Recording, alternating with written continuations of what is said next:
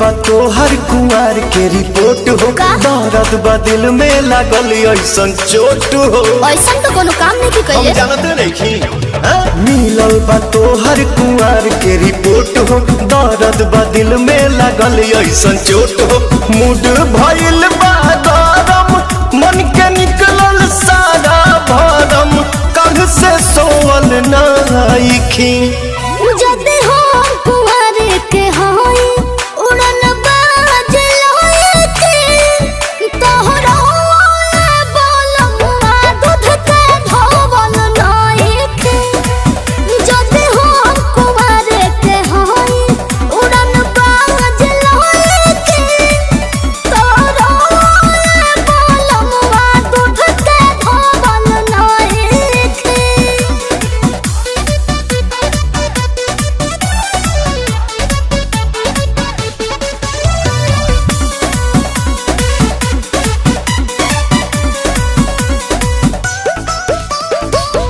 नैहर में आती खूबे कैले बाड़ू, बनतारू भगतिन चूहा खैले बाड़ू। छी छी छी हमरा से बड़का बड़का तोहर कांद के फाइल बा, हो बसु बगा हो से चलनिया के ई जमाना होइल बा।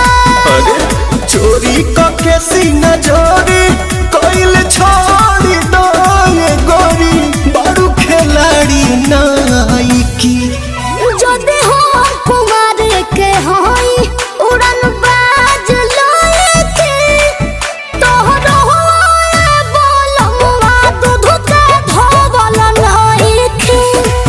जदे हो कुंवर के होई उड़न बाज लोए के, तोहरो बोलमुआ दूध के धोवल नाइखे।